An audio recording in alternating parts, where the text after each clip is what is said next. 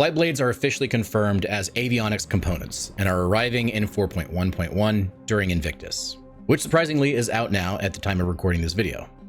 But somehow that's triggered a new wave of players asking for AI blades too, hoping that they'll get to fly massive ships like the Polaris completely solo. And while multi-crew ships should be about teamwork and coordination, right now they're mostly just picked because they're hard to kill. If we push too far into automation, we're not solving that problem. We're locking it in. Group play won't evolve. It'll evaporate. So how do we make solo play feel viable without making full crews irrelevant? And when AI blades do arrive, how should they actually work? If you want to see Star Citizen reward smart teamwork, not just bigger ships and better chips, then this is a conversation worth having. And before we dive in, I want to give a huge shout out to Salty Mike. He recently did a great video reacting to the AI blade debate and inspired me to talk more deeply about the issue, what we're dealing with now, where this could go, and how CIG can solve it. Some of the points I'll cover are mine, some are his, and all of them deserve to be part of the larger discussion.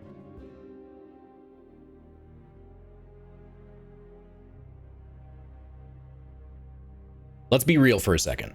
Star Citizen just doesn't do enough to make group gameplay worth it right now. Yes, there are a handful of group missions scattered across the game, and sure, you can run ERTs or a salvage op with a few friends. But more often than not, the payoff feels like an afterthought. You're not just getting a richer experience, you're just bringing more people along for something that you could technically brute force solo with a big enough ship. And that's the issue. The game doesn't encourage cooperation, it punishes it. Getting a crew together takes time. Getting off a planet takes time. Syncing up between bugs, elevators, loading screens, and party desync, more time. And when every meaningful session feels like a logistical grind before you even leave the hangar, most players, myself included, just go solo. Not because we want to, but because it's the path of least resistance. That's the dangerous context we're in when players start asking for AI blades. Automated systems to run turrets, manage ship systems, and even control subsystems. Because now we're not just avoiding group play out of inconvenience, we're replacing it. Imagine flying a Polaris alone, dealing capital class damage with AI-controlled turrets and systems. No gunners, no engineers, no coordination, just pure automation. That's not balance, that's a shortcut. And if CIG leans into that fantasy without first fixing the friction around group gameplay, they're going to kill off what multi-crew was always meant to be. And to be clear, I don't think CIG wants that outcome, but it's already happening in practice. Right now, players are flying ships like the Polaris solo, using point defense cannons to swap fighters, just without the ability to engage larger threats. The groundwork is already there. We don't need AI blades to replace players. We need them to fill in the gaps when a friend disconnects or when you're caught alone and undergunned, not to become the standard. If CIG wants to preserve the spirit of shared ships and cooperative gameplay, then group play has to become the better experience, not the more exhausting one. Now, if this kind of honest and practical discussion resonates with you, consider subscribing. I cover Star Citizen from the ground up, patch updates, major changes, and ongoing systems development.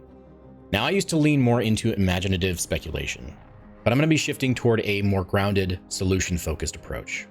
Because talking about where the game is headed and how it can actually improve is a conversation worth having. And honestly, even after 12 years of waiting for this game, I'm still learning to temper my expectations.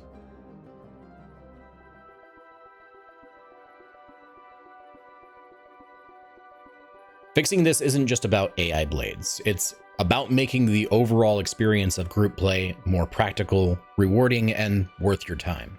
And time is the first thing that we need to talk about, because let's face it, Star Citizen is punishing when it comes to how long things take. Getting off a landing zone can be a 10 to 15 minute ordeal. Loading and unloading ships feels like real world cargo work without an atlas. In quantum travel, often just long enough to pull out your phone or go make coffee or take a shit.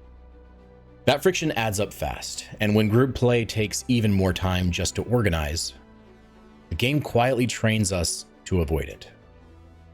So the biggest fix that CIG can make is to reduce those pain points. Make it faster to get from spawn to space. Streamline the boarding and takeoff process. Consider tuning quantum travel to be faster so it takes less time. Just a few changes like these would make it more appealing to actually log on and group up, instead of just defaulting to solo. Even something as straightforward as allowing us to set up chained waypoints for multiple quantum jumps would dramatically improve quality of life. Hell, it would even be nice just to be able to spawn directly onto a friend's ship, so long as they're not in combat, because having that capability would just allow players to abuse it relentlessly. Then we get to ship roles. Players should always come first. A player at a turret should have better tracking, faster response time, and higher damage than any NPC or AI. Hired crew should be a solid backup, but slower, less accurate, and something that you have to pay to keep loyal. AI blades should be emergency tools only. They should have reduced weapon sizes or damage, delayed targeting, and poor accuracy by design. Now we know that they'll take extra resources on your ship in the form of CPU power. Think of them like life support. They're there when you need them, but they're not a path to power. Mission design needs attention too. Most solo content feels like filler, and group missions, when they exist, they don't bring enough complexity or reward to make them worth the hassle. Solo players need tactical, engaging missions that respect their time.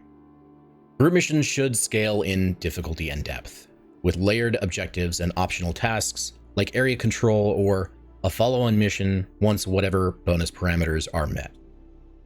A full crew should be able to take on harder targets, handle higher risks, and walk away with something unique or greater rewards.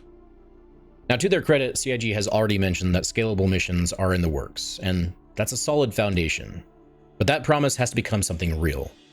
This needs to work whether you're running a small crew or piloting a full-size capital ship.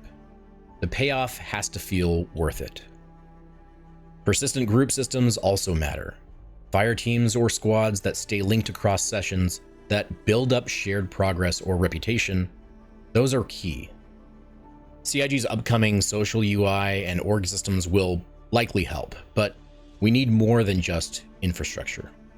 We need gameplay tied to those systems that makes participating as a group feel like it pays off just as well as going solo. Now, shared rep already exists, and yes, you do unlock better paying missions as it builds, but right now, that system is very limited. It needs to matter a lot more. It needs gameplay weight. That means unlocking new contract types, crew-based challenges, or group reputation levels that actually change how we play. And we've got to stop treating multicrew like it's only useful in emergencies, or like multicrew ships are just a way to brute force your way through dogfights with bigger guns. There's so much potential for proactive roles that make a difference moment to moment. Instead of waiting for a fire or a component failure, what about giving one player the role of scanning operator, actively identifying subsystem weaknesses on enemy ships in real time? Let them flag vulnerable targets, their failing components, and feed that intel to gunners and change the flow of a fight with information. Shield tuning, power routing, and situational scanning should be systems that reward player input, not just passive background mechanics. At the end of the day, if you've got a fully staffed ship with players at every station, it should beat a solo pilot with AI backups in the same class of ship. Not because of raw stats, but because real teamwork should count. Not necessarily overpowered, but extremely efficient and strong. Ships should reflect that too. A solo ship should feel like a scalpel, precise, agile, and capable in the right hands. A multi-crew vessel, on the other hand, should operate like a complete ecosystem. Not just in combat, but in roles like exploration, salvage, medical, and industrial support. Slower, more complex, but incredibly powerful when fully crewed by real players working together. And one more thing on removing unnecessary friction. Group quantum still doesn't work well. Now, it is a minor issue, but it breaks immersion and coordination every time it fails.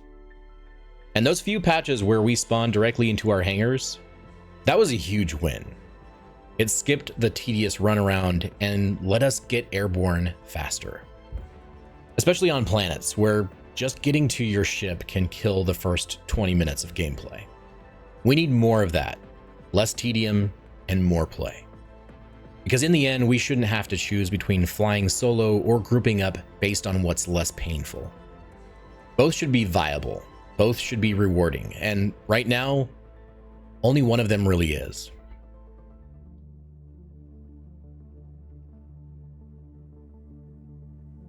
A Gladius should never be able to solo a Polaris, and that's okay. Not every ship needs to be beatable by every player.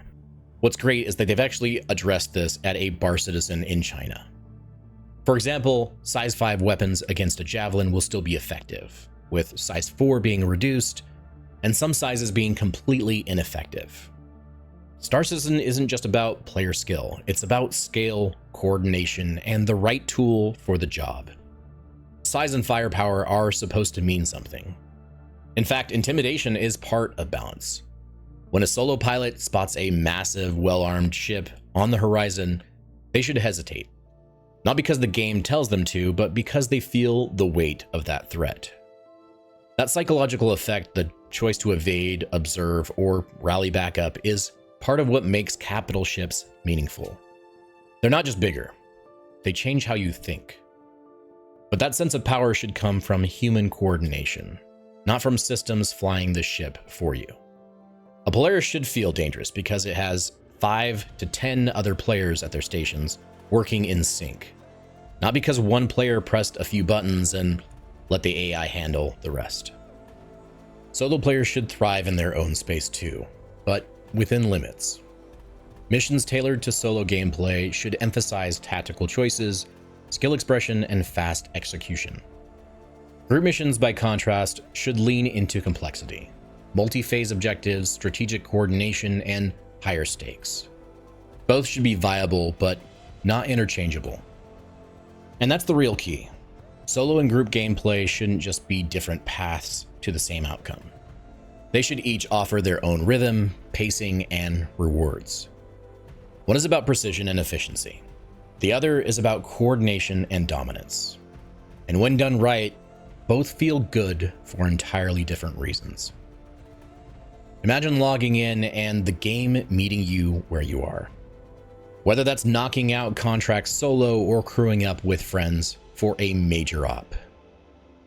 You spawn near your ship, walk a few steps, and you're ready. No elevator queues, no 10-minute LZ climbs, no game of who's still loading. Just fly, fight, and play. If you're solo, you grab a mission, knock it out efficiently, and feel like you made progress without wasting your time. If you've got friends online, you pull up your Carrack or your Starlancer TAC, assign roles, and tackle a multi-objective mission that would overwhelm any one player alone. Shared rewards, shared stories, and shared challenges. Neither experience is better, just different. But right now, it's easier to go alone. There's less friction, less waiting, and fewer moving parts to break. That's the danger. Because if AI blades come in and offer even more independence, more power, more control, and fewer downsides, then the already fragile motivation to play in a crew starts to fall apart. But it doesn't have to be that way. CIG has the tools. The systems are in motion. The question now is how they choose to tune them. Will they double down on the sandbox that supports all types of players, or will they let convenience slowly choke out cooperation? The potential is there. The dream is alive in many regards. But to get there, solo play needs structure. Group play needs purpose, and the game at every level needs to reward players for choosing either path, not just the easiest one. Now, this conversation isn't just about AI blades. This is about the bigger picture, making multi-crew gameplay worth showing up for. We don't need AI blades to be powerful. We need group play to be rewarding. And we need solo play to feel complete, but not dominant. Because if Star Citizen is going to be the sandbox we all signed up for, it has to support both playstyles, without pushing everyone toward the path of least resistance, just because it's faster or easier. AI blades might eventually have a place, but they should never replace the value of people. This is about making sure group play thrives, not just survives. But how do you feel about AI blades? Should they be limited by design or kept out altogether? And what would make multi-crew gameplay something that you'd actually look forward to? Let me know in the comments. I'd really love to hear your thoughts. And if you want to support this kind of grounded Star Citizen content, consider becoming a channel member. It helps keep the channel going strong, and in return you'll get early access to videos, behind the scenes insights, and a shout out in every video. Plus, you get to help shape the future topics from the ground up. No fluff, just real thoughtful content that keeps pushing the conversation forward. And if you're looking for your next deep dive, check out my series Combat in the Verse. It's packed with ideas and analysis on how CIG can give Star Citizen's combat more depth across every level, from ship roles and armor balance to the future of tactical space engagements. As always, thanks for watching. Fly safe, pilots, and I'll see you in the verse. Havoc out.